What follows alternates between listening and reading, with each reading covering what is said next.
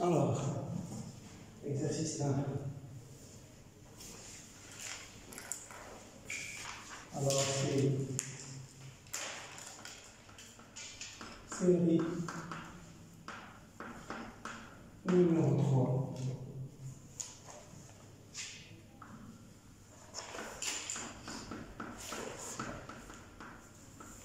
Exercice numéro 1.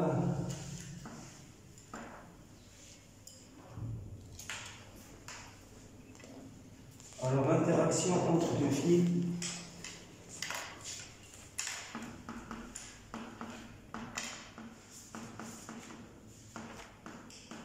Interaction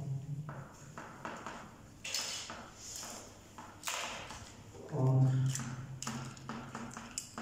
deux fils, bien entendu, qui sont traversés par deux courants.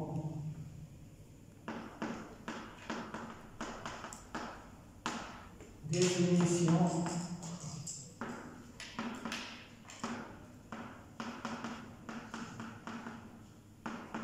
de l'ampère. On a déjà vu cet exercice dans le cours, je vais le refaire ici pour vous aider à bien comprendre de quoi il s'agit. Alors, soit deux fils rectilignes F1 et F2. Donc, vous avez un premier fil comme ça, rectiligne, et un deuxième fil rectiligne.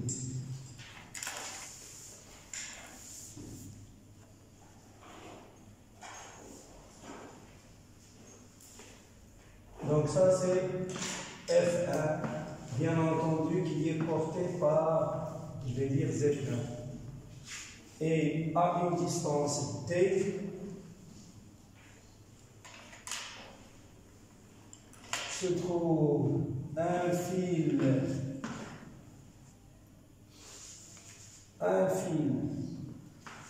F2 à une distance Z2.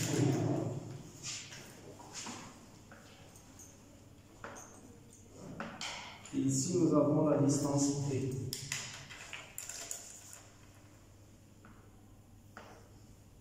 Bien.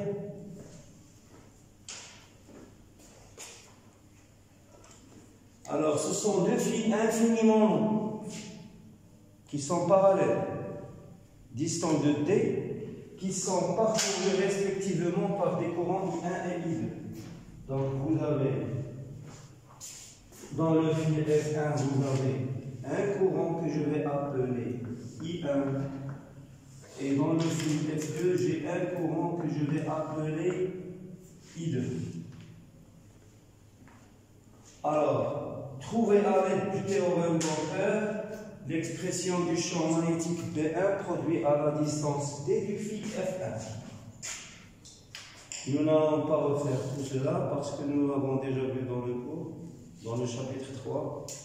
Et nous avons fait calculer, déterminer l'induction magnétique B créée par un fil infiniment long traversé par un courant I dans la série numéro 1. Donc je vais donner directement dans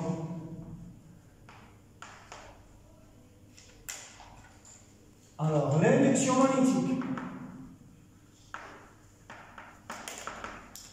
Alors l'induction magnétique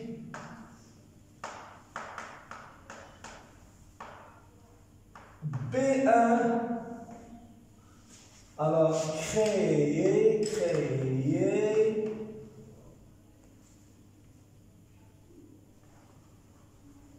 en un point M qui appartient au fil F2 et alors cette induction magnétique elle s'écrit B1 en un point M qui appartient au fil F2, alors elle est égale à quoi? μ0, le courant I1 divisé par 2 pi fois la distance T. D'accord? C'est bien ça. Que multiplie ER1.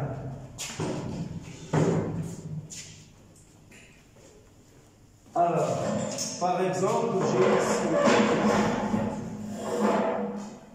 j'ai ici un point M, il appartient au fil F2, donc l'induction magnétique elle va être dirigée suivant ER1.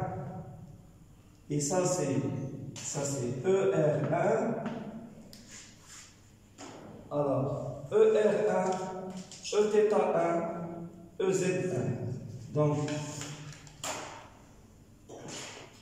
ici j'ai c'est EZ1 qui est identique à EZ2. Ce sont deux vecteurs qui sont parallèles.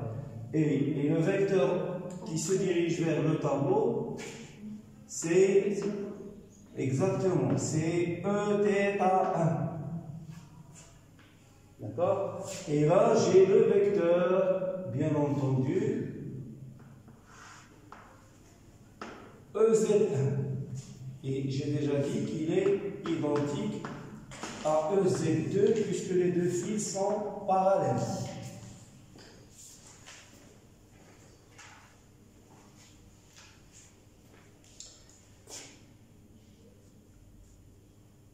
Alors, ça c'est l'induction magnétique. Donc on me demande la force. Alors, chaque élément, dz2 qui appartient au fil F2, alors chaque élément subit une force élémentaire. Alors cette force élémentaire, ça va être la force exercée par le courant qui traverse le fil F1 sur le fil F2. Alors il est égal à quoi? I fois dl vectoriel. Très bien. Donc c'est I2. dl2 c'est dz2 que multiplie le vecteur unitaire EZ2 vectoriel d1. Ça veut dire que la force élémentaire dF1 sur 2 elle est égale I2 dz2 vectoriel mu0 I1 divisé par 2pi fois d ER1.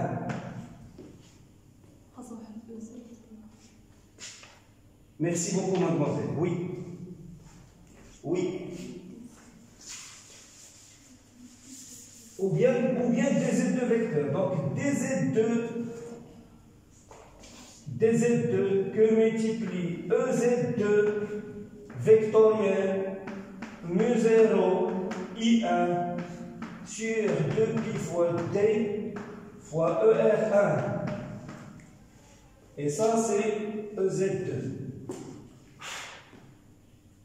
Alors, cette force élémentaire, dF1 sur 2, elle est égale. J'ai la base de coordonnées cylindriques pour le fil F1, c'est ER1, Eθ1, EZ1. Et la base de coordonnées cylindriques pour le fil F2, c'est ER2, Eθ2, EZ2. Ok? Donc, EZ2, ER1, EZ, c'est très bien. Attendez. J'ai combien une erreur? B1, il est dirigé suivant Eθ1. L'induction magnétique, et elle est suivant le cercle, c'est Eθ1. On a montré dans le cours et dans le TD que les lignes du champ B créées par un fil infiniment longs sont des cercles. Donc il est porté par Eθ1.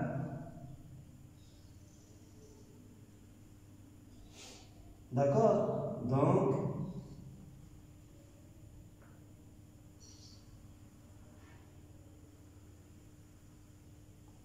sur un point M du cercle, B il est toujours tangent au cercle, donc il est porté par Eθ1. D'accord? Donc je dois corriger ici. C'est Eθ1. Ok? Alors, j'ai dit EZ2 Eθ1, c'est EZ1. Eθ1 c'est moins ER1. Donc c'est moins mu0 I1 I2. Ok? mu0 I1 I2 dz2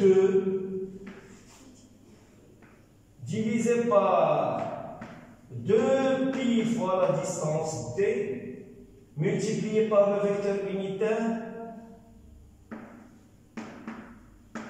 ER1. Ça veut dire que la force, lorsque les courants I1 et I2 ont le même sens, c'est une force attractive.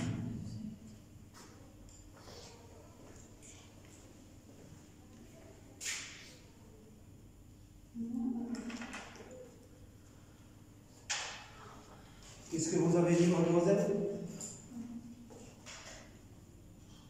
Moins ER1. C'est juste. Alors, si je prends 1 mètre du fil, si je prends par exemple 1 mètre du fil ou bien un fil qui fait 1 mètre de longueur, je vais avoir F1 sur 2 qui s'exerce sur un fil de longueur 1 mètre, elle est égale à moins mu0 I1 I2 ER1 divisé par 2pi fois d, l'intégrale de dz2 entre 0 et 1. Et cette intégrale, elle fait 1. D'accord? Ça veut dire que la force, elle est égale à quoi? Moins mu0 I1 I2 ER1 sur 2pi fois d.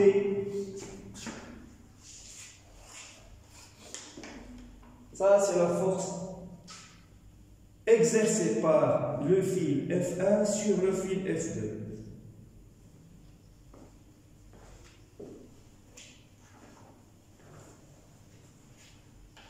Et de la même manière, exact, de la même manière,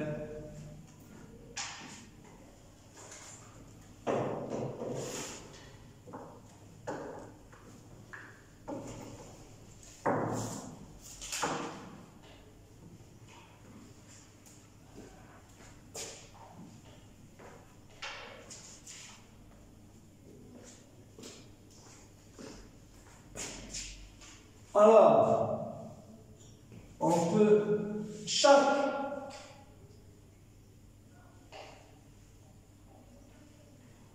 chaque élément dz1 qui appartient au fil F1 subit une force élémentaire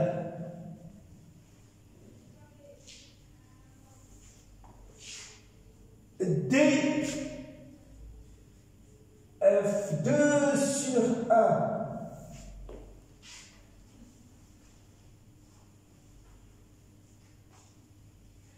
d'accord, qui est exercé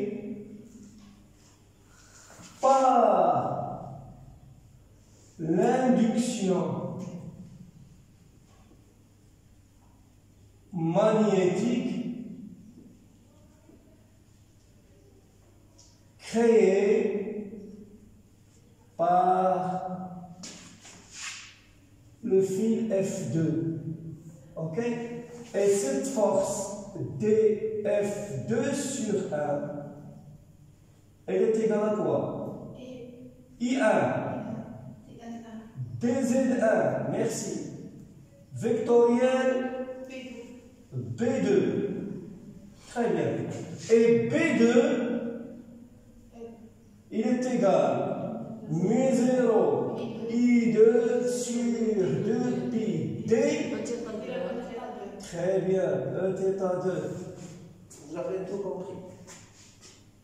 Ça veut dire que dF2 sur 1, elle est égale mu0 I1 I2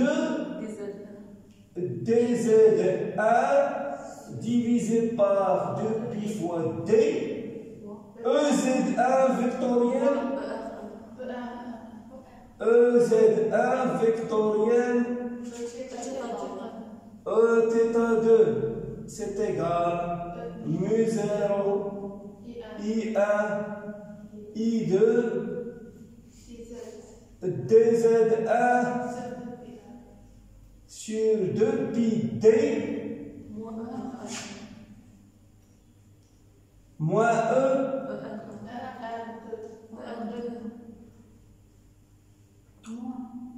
Exact, avec un signe moins. Merci.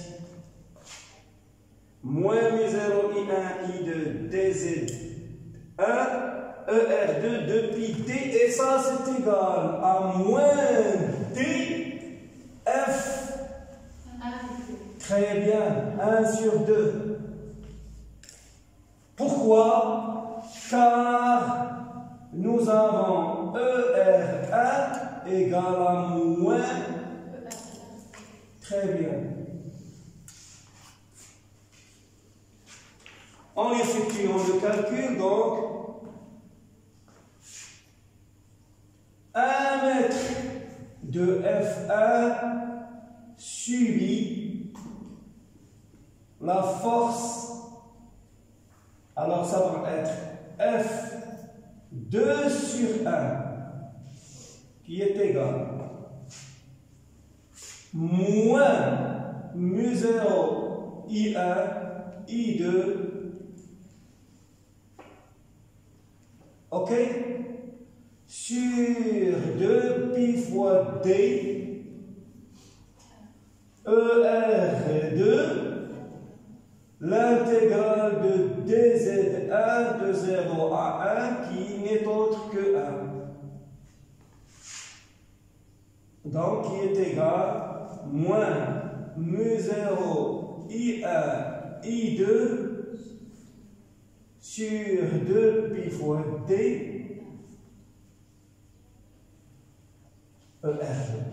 Et ça, moins mu0 I1 I2 sur 2pi fois D. Et ça, c'est moins F 1 sur 2.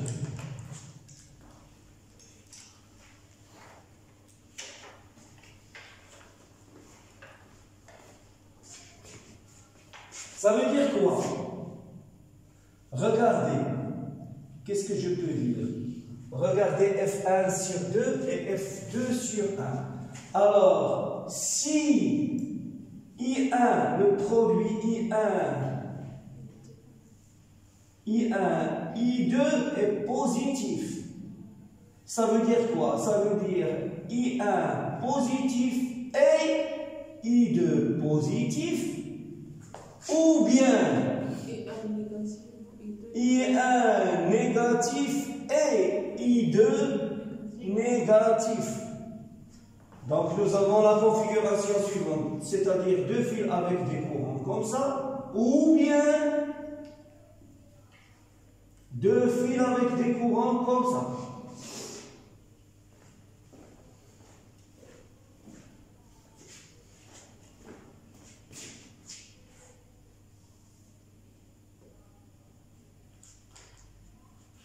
Alors dans ce cas,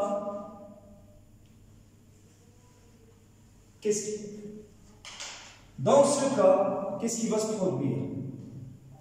Ça c'est négatif et ça c'est négatif.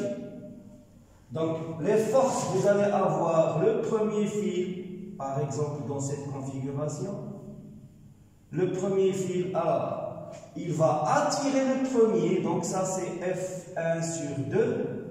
Et le deuxième va, le premier va attirer le deuxième, et ça c'est F2 sur 1.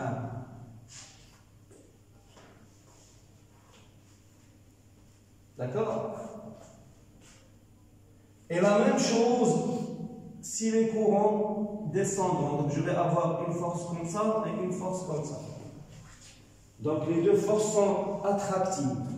Maintenant, si I1, I2, le produit négatif, ça veut dire I1 positif et I2 négatif, ou bien I1 négatif et I2 I1 positif, I2 négatif, ou bien I1 négatif et I2 positif. Ça veut dire que nous avons cette configuration, alors I1 positif comme ça, I2 négatif comme ça, ou bien I1 négatif ça veut dire comme ça, et I2 positif ça veut dire comme ça. Donc vous allez avoir des forces qui sont répulsives. Ça veut dire quoi? Ça veut dire la force ici, elle va être, donc ça c'est positif, négatif. Les deux fils vont se repousser. Ou bien, même dans l'autre définition, vous avez quelque chose comme ça, alors les deux fils ils vont se repousser. D'accord? Maintenant, on va calculer le module de F. Alors, le module de F1 sur 2, il est égal au module de F2 sur 1. Il est égal mu0 I1 I2 sur 2 pi t. C'est ça le module. Alors, si I1 égale à 1 ampère, I2 égale à 1 ampère, D égale à 1 mètre, qu'est-ce que ça va nous donner? 4 pi 10 moins 7 fois 1 divisé par 2 pi fois 1. Ça veut dire que je vais avoir un module de F1 sur 2 qui est égal au module de F2 sur 1 qui est égal à 2 10 moins 7 newton. Donc l'ampère, c'est l'intensité du courant qui, lorsqu'elle passe dans un fil, fait que les deux fils exercent l'un sur l'autre une force qui vaut 2 10 moins 7 newton. C'est ça la définition de l'ampère. Je peux l'écrire ici. Donc, la définition légale de l'ampère, un ampère est l'intensité du courant qui, lorsqu'elle traverse deux fils parallèles, d'accord, conduit à